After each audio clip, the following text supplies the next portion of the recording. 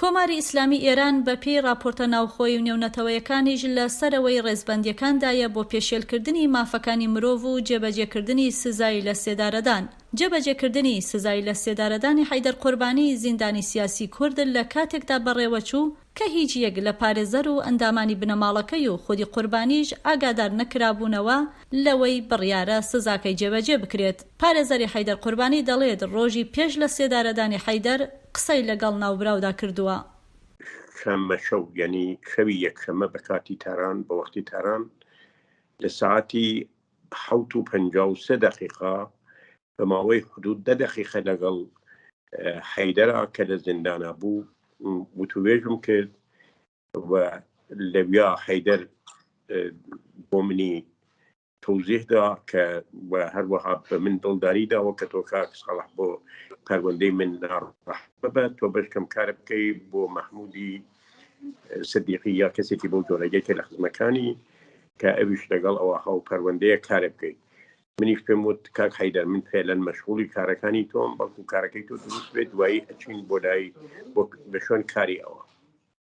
وەختێک من ئەم سۆحبەتانم کرد ئەو زۆر بەڕۆحیە بوو ئەم جملەیشی وتی ئینسان وەختێک متەوەلد ئەبێ تا زمانێکیش کە ئەمرێت بەهەرحاڵ چ ماوەی عمری زۆر بێ چ ماوەی عمری کەم بێ مهم ئەوەیە کە چ کارێکی بۆ خەڵکەکەی خۆی و بۆ گەلەکەی خۆی لە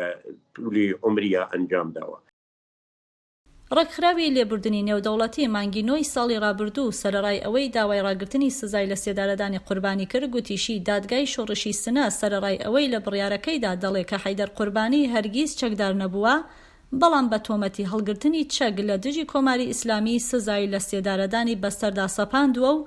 گوتیشی بڕیارەکەی دادگا لەسەر بنەمای ئەودان پێدادانە بووە کە لە ژێر ئەشکەنجەدا لە ناوبرا وەرگیراوە. ڕێکخراوەکانی مافی مرۆڤ بەردەوام ئاماژە بەوە دەکەن کە بە تایبەتی زیندانیە کوردەکان بە تاوانی جۆرا و جۆر لەلایەن کۆماری ئیسلامیەوە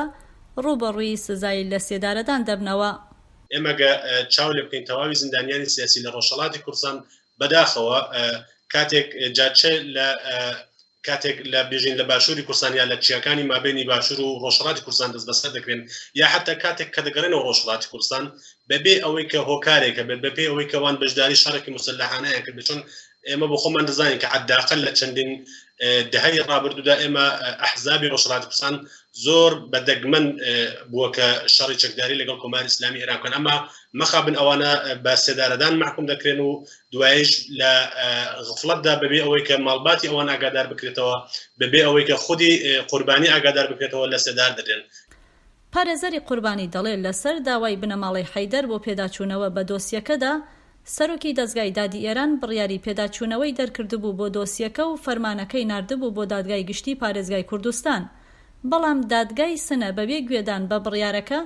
سزای لە سێدارەدانی حەیدەر قوربانی بە پەلە جێبەجێ کردووە. بنابراین ئەمە کە هێناویانە بە جۆرێکی فەوری بە پەلە ئەم حکمیان ئیجرا کردووە کارێکە کە ممکنە ناشی لە اختلافاتی ناوخۆی خۆیان بێت. هاوسەرۆکی کۆمەڵەی مافی مرۆڤی کوردستان دەڵێت کۆماری ئیسلامی ئێران هەر کاتێک ڕوبەڕووی فشاری دەرەکی دەبێتەوە دەستەداتە کوشتن و لە سێدارەدانی کەمینەکانی ناو ئێران. ئەمە ئەم میزان نەقزی و بەشەرەیە بێژی پێشنکاری ماف مرۆڤی کە لە ڕۆژهەڵاتی کوردستان ئەنجام دەدرێت یا لە بەلوچستان یا لە مەناتقی عەرەبی ئێمە ئەم شێوازە لە مەناتقی فارزنشین نابینین. ئێمە گەچاو لێکوین هەر بەپێی ئامارە جیهانیەکان هەڵبەتە نەفقەت بێژین ئەو ئامارانی کە ناوەندە کوردیەکان دەخەن لە 60 زیندانیانی سیاسی ئەعدامی لە ئێران لە بەشی ڕۆژهەڵاتی کوردستان ئێمە هەر ئەم ساڵ شاهدی لە سێدارەدانی 3 کەس بووین یعنی ساڵهای ڕابردووش گەچاو لێ بکەین. ئەمە لە مواردی بێژین ئەگەر کو پەروەندەکان چاو لێ بکەین ئەو کەسانێک بە تۆمەتی سیاسی بەتایبەت ئەو چالاکانی کە لە ناوخۆن دەست بەسەر دەکرێن کاتێک کوردێک دەگیرێتەوە کاتێک فارسێک دەگیرێت شێوازی معاملە و بەرخوردی بێژین ناوەندە ئەمنیەتەکان و دەستگای قەزایی لەگەڵ ئەم دوو بێژین کەیسە متفاوتە. پارێزەری قوربانی دەڵێ سەر لە بەیانی ڕۆژی لە سێدارەدانی حەیدەر برای ناوبرا و پەیوەندی پێوە کردووە و گوتوێتی لەلایەن زیندانی سنەوە پێیان ڕاگەندراوە کە قوربانی بۆ پێداچوونەوەی دۆسیەکەی دەگوێزرێتەوە بۆ تەران و بنەماڵەکەی دەتوانن بۆ سەردانی بچنە زیندانی ناوەندی سنەوە. براکەی وتی بە من کە بەڵێ وەختی ئێمە گەیشتین ساعتی 4 تەلەفۆنیان کرد ئێمە زوو بە پەلە کەوتینە ڕێگە بە ئێمەیان وتبوو بێن بۆ زیندان ساعتی 6 دەبەر زیندانی سنا بووین زیندانی مرکزی بێسەڵات دوای ئەوە کە لەوێ حزورمان پیا کرد جوابی ئێمە ناداوە هەرچی جگاکەمانە کوتای یا این کشتە کە جوابمانی نەداوە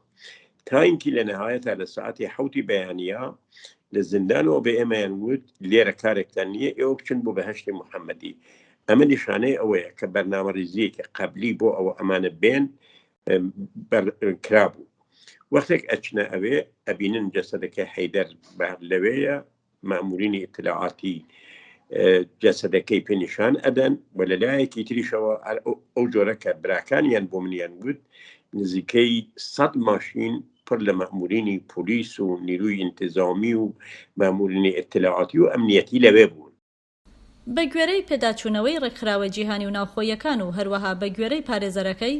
حەیدەر قوربانی لە 19 مانگی 12دا وەک دەڵێن بە بێتاوان لە سێدارە درا و تەنانەت ڕێگە بە بنەماڵەکەشی نەدرا تەرمەکەی لە شاری خۆیان بە خاک بسپێرن و براکەی قوربانی وەک بە میدیاکانی ڕاگەیاندووە دەڵێ هەرچەندە هاوارم کرد هەر هیچ نەبێت تەرمەکەمان بدەنەوە